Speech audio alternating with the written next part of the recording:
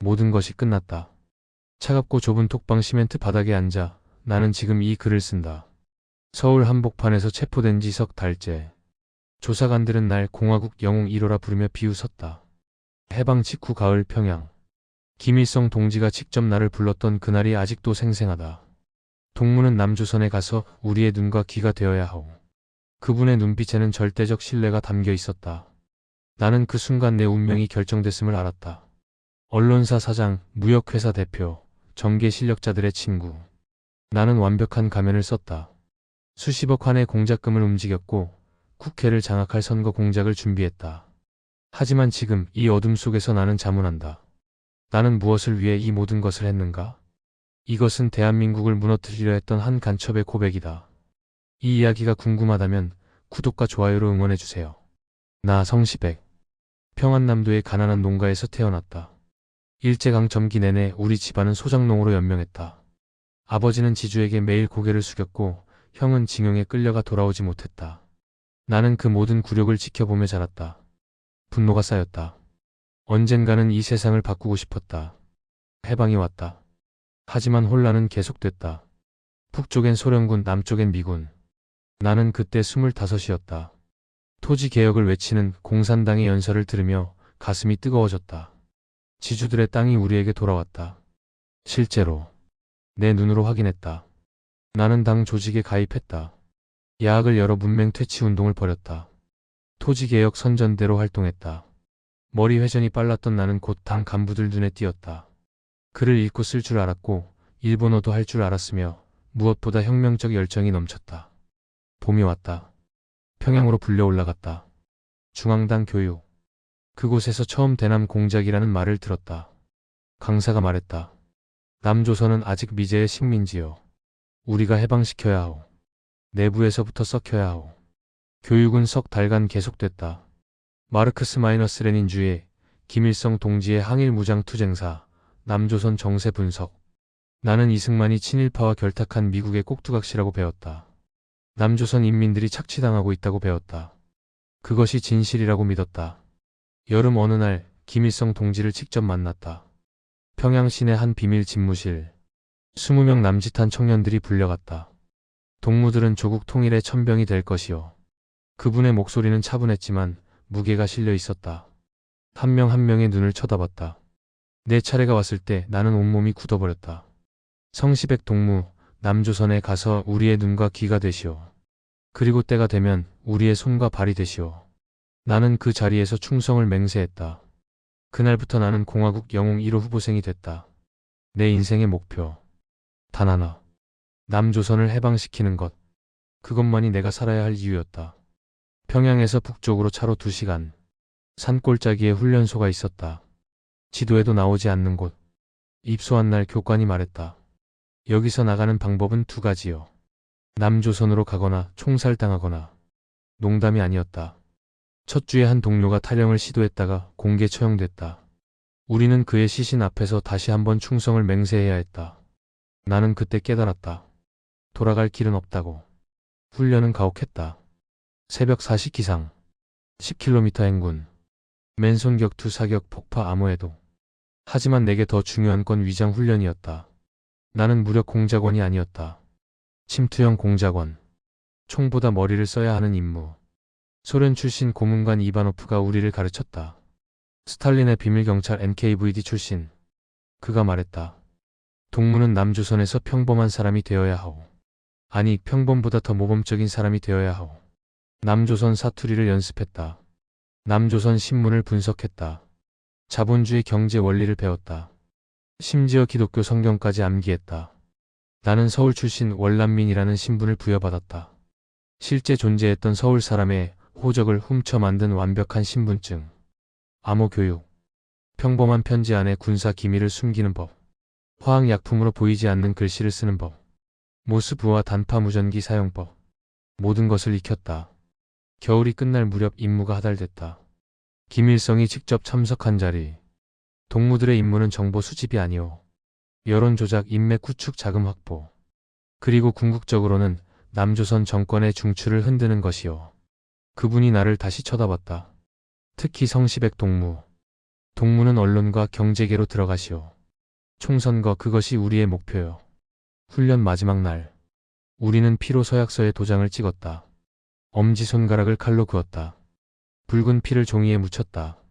나 성시백은 조국 통일에 그날까지 목숨을 바칠 것을 맹세한다. 그렇게 나는 괴물이 되어갔다. 아니 영웅이 되어갔다고 믿었다. 한밤중 개성 부근 38선 경비가 허술한 농촌지대. 소련제 트럭이 나를 경계선 앞까지 데려다줬다. 여기서부터는 걸어가시오. 새벽 3시 경비 교대 시간을 노리시오.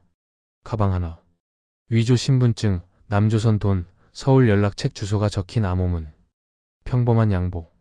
철조망을 넘는 순간 심장이 터질 듯 뛰었다. 멀리서 개 짖는 소리. 경비병의 인기척. 하지만 운이 좋았다. 비가 내렸고 경비병들은 초소 안에 숨어 있었다. 나는 진흙투성이가 되어 남쪽 땅을 밟았다. 개성에서 서울까지 기차. 객차 아는 사람들로 가득했다. 월남민 장사꾼, 미군 물자 상인들. 나는 창밖을 바라보며 남조선을 관찰했다. 충격적이었다. 기대했던 지옥이 아니었다. 거리엔 사람들이 북적였고 시장엔 물건이 넘쳤다. 물론 가난한 사람들도 많았다. 하지만 평양과는 달랐다. 여기는 자유가 있었다. 통제되지 않는 혼란스럽지만 살아있는 자유. 나는 그 순간 처음으로 혼란을 느꼈다. 내가 배운 것과 다른데? 하지만 곧 고개를 저었다. 아니야, 이건 겉모습일 뿐이야. 미제의 기만이야. 서울역 도착. 전쟁의 상처가 아직 남아 있었지만 동시에 재건의 활기가 넘쳤다. 연락책 주소로 향했다. 종로 어느 골목 작은 인쇄소. 혹시 김 사장님 계십니까? 누구신데요? 평양에서 왔습니다. 봄꽃 소식 전하러 왔습니다. 암호. 인쇄소 주인의 얼굴이 굳어졌다. 주위를 살피더니 나를 안으로 끌어들였다. 얼마나 오래 있을 건가? 모르겠습니다. 아마 오래요. 그가 한숨을 쉬었다. 요즘 단속이 심해. 조심해야 해. 임시 거처와 위조 서류를 더 줬다. 그리고 중요한 정보. 남로당 조직은 거의 붕괴됐어. 이승만이 대대적으로 숙청했거든. 자네는 남로당하고 접촉하지 마. 독자적으로 움직여. 나는 고개를 끄덕였다. 사실 나는 남로당 소속이 아니었다. 김일성 직속. 남로당은 박헌영 계열. 우리는 다른 라인. 한 달 뒤 나는 월남민 성공사업가로 변신했다. 작은 무역업을 시작했다. 미군 부대에서 흘러나온 물자를 사서 파는 일. 합법적. 그리고 돈이 됐다. 밤에는 서울 거리를 걸으며 이 도시를 익혔다. 명동, 종로, 을지로. 사람들은 자유롭게 말했고 신문은 정부를 비판했다. 나는 점점 이곳에 익숙해졌다. 그리고 그게 두려웠다. 나는 적진에 있다고 스스로를 채찍질했다. 무역업은 성공했다. 반년 만에 상당한 자금을 모았다. 미군 부대 납품, 일본과의 밀무역, 환전사업. 합법과 불법의 경계.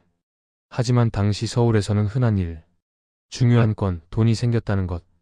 다음 해봄 다음 단계로 넘어갔다. 언론사 인수. 한 군소신문사가 자금난으로 매물로 나왔다. 즉시 인수. 서울경제신문으로 재창간. 신문은 완벽한 위장막.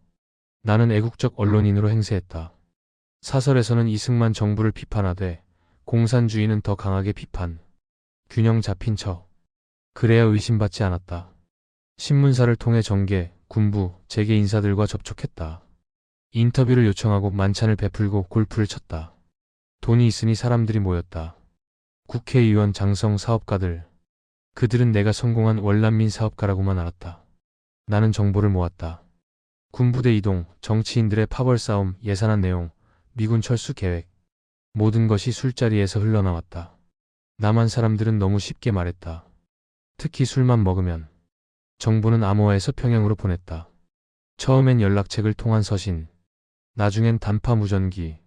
서울 외곽에 안전가옥을 마련하고 매주 밤 평양과 교신했다. 독수리에서 백두산으로. 국회 예산안 통과. 국방비 증액. 평양에 지령도 왔다. 김구, 김규식 접촉하라. 남북 협상 추진하라. 김구 선생의 측근과 접촉했다. 신문사 사장 자격으로. 선생님의 통일 의지를 국민에게 알리고 싶습니다. 그렇게 접근했다.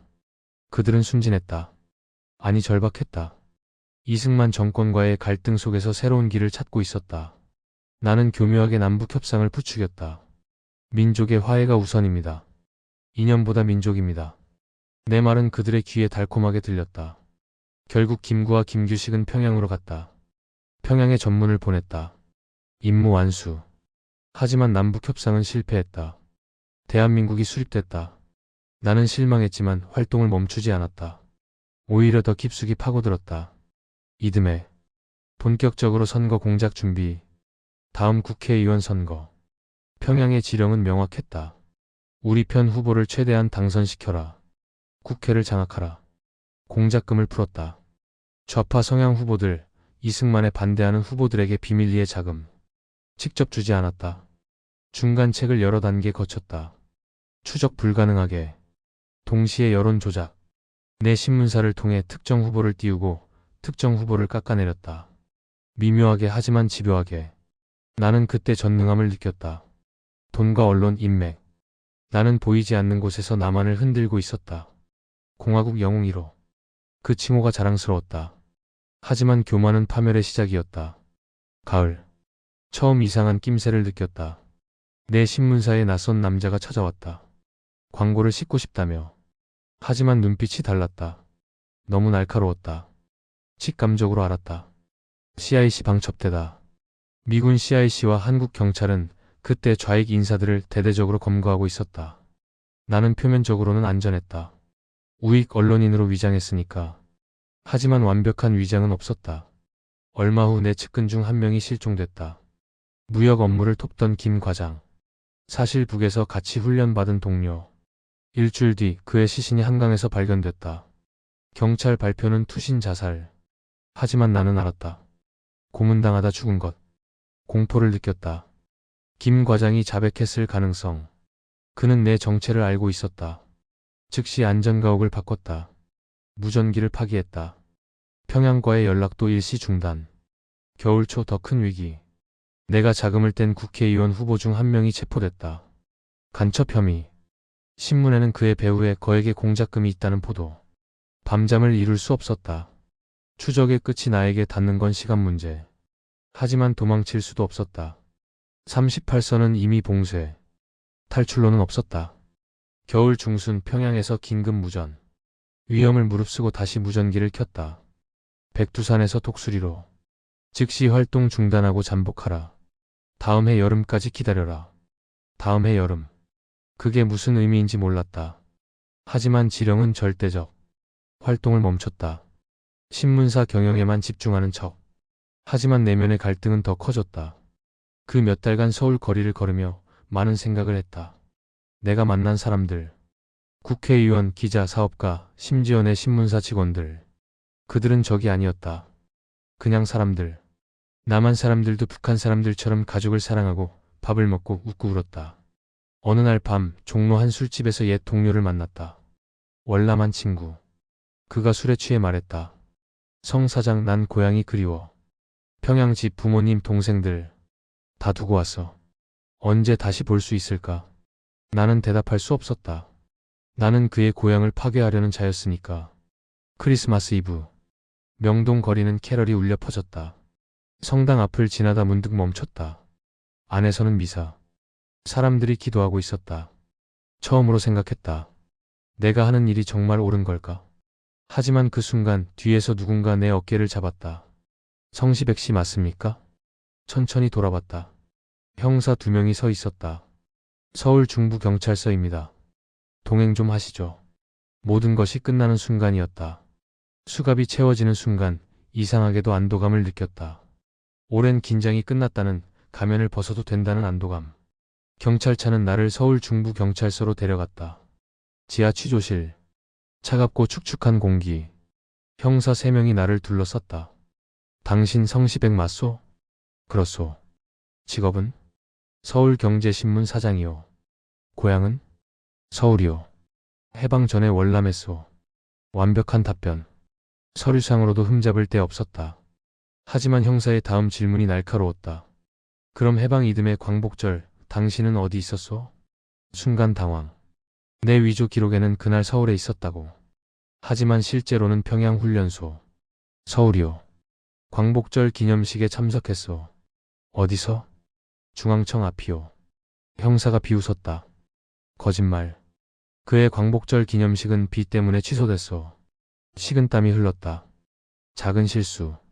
하지만 치명적. 조사는 밤새 계속됐다. 내 신문사 회계장부, 거래 내역, 인맥 관계를 모두 파헤쳤다. 특히 선거 자금 흐름. 이 거액 어디서 났어? 무역 수익이요. 무역 기록이 없어. 장부가 조작됐어. 나는 버텼다. 3일, 4일, 일주일. 고문도 시작됐다. 물고문, 전기고문. 하지만 인간의 한계는 있었다. 열흘 뒤 결정적 증거를 들이댔다.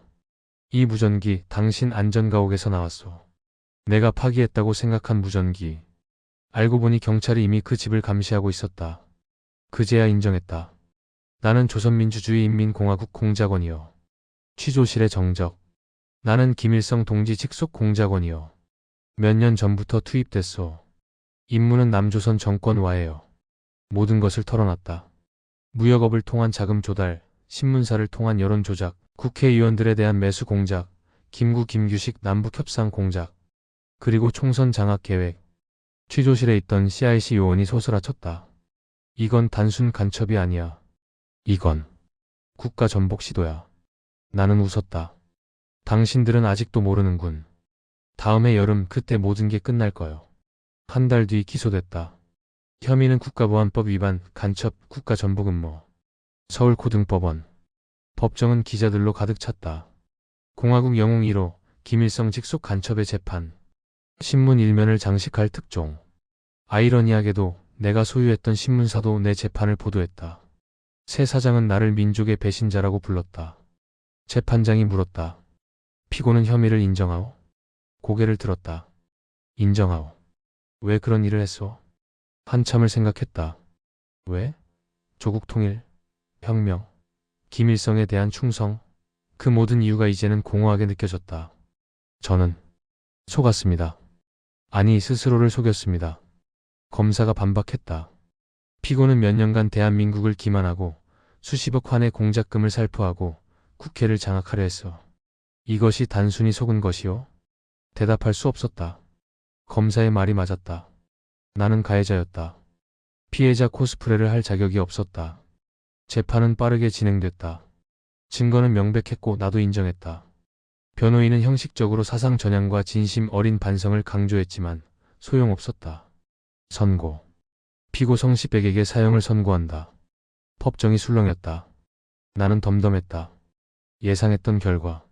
오히려 삶보다 죽음이 편할 것 같았다. 하지만 형 집행은 연기됐다.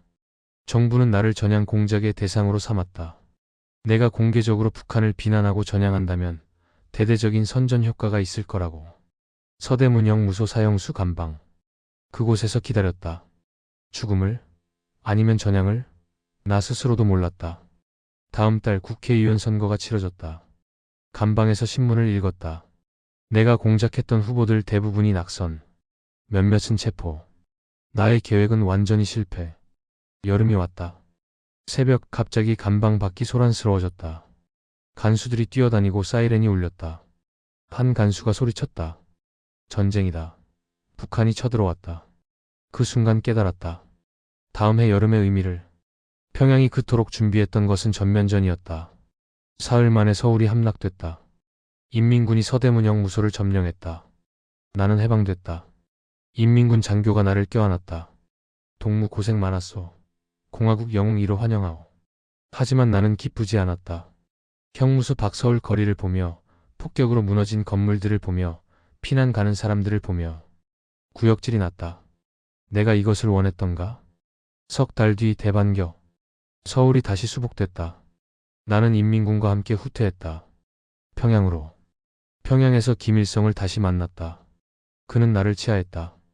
동무의 공작이 없었다면 우리가 이렇게 빨리 남진할 수 없었소.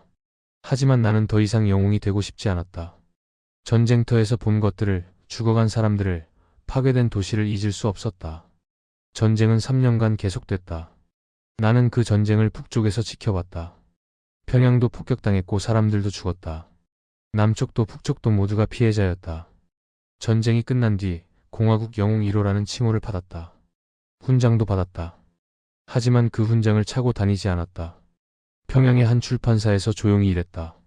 가끔 젊은 공작원들을 교육하는 강사로 불려나갔다. 그들에게 남한 침투 기법을 가르쳤다. 하지만 내 마음속엔 항상 회의가 있었다. 세월이 흘렀다. 북한은 점점 더 폐쇄됐다. 나는 나이가 들었다. 가족도 만들었다. 아들과 딸. 그들에게 나는 영웅 아버지였다. 하지만 나는 그들에게 진실을 말하지 못했다. 오랜 세월 뒤 회고록을 쓰라는 명령을 받았다. 위대한 수령님의 지도 아래 남조선 혁명을 위해 헌신한 영웅의 이야기를 쓰라고 썼다. 하지만 진실은 빼고 선전만 넣었다. 또 세월이 흘렀다. 남북 관계가 잠시 풀렸다. TV에서 남한 소식이 조금씩 들렸다. 서울은 완전히 다른 도시가 되어 있었다. 고층 빌딩, 지하철, 자동차. 놀랐다. 노인이 됐다. 건강이 나빠졌다. 어느 날 TV에서 남한 다큐멘터리가 방영됐다. 주제는 전쟁 전후 간첩 사건들. 그 중에 내 이름이 나왔다. 성시백 일명 공화국 영웅 1호. 그는 남한 심장부를 파고들었던 북한 최고의 공작원이었다. 하지만 그의 계획은 실패했고 대한민국은 살아남았다. 화면에는 내가 검거되던 날의 신문 사진. 젊은 나. 수갑을 찬 나. 나는 울었다. 처음으로. 현재 평양 어느 집. 나는 지금 90을 넘겼다. 곧 죽을 것이다. 손자가 물었다. 할아버지, 정말 남조선에 가보셨어요? 그래, 가봤지. 거기는 어땠어요? 한참을 생각했다. 사람 사는 곳이었어. 손자는 이해하지 못했다. 하지만 괜찮다. 이제 나는 고백한다. 나는 영웅이 아니었다. 나는 그저 이념에 속아 인생을 낭비한 늙은이였다. 조국 통일을 외쳤지만 실제로는 분단을 더 고착화시켰다. 만약 시간을 돌릴 수 있다면 나는 무엇을 할까? 간첩이 되지 않았을까? 아니다. 그것만으로는 부족하다. 나는 분단 그 자체에 반대했어야 했다. 북도 남도 아닌 사람의 편에 섰어야 했다. 젊은이들에게 말한다. 이념은 사람보다 중요하지 않다. 체제는 생명보다 우선하지 않는다. 누군가 당신에게 위대한 명분을 위해 타인을 해치라고 한다면 거부하라. 그것은 명분이 아니라 폭력이다. 나는 공화국 영웅 1호로 기억되길 원하지 않는다. 나는 그저 잘못된 선택을 한 인간으로 기억되길 바란다. 그것이 내가 남길 수 있는 유일한 진실이다.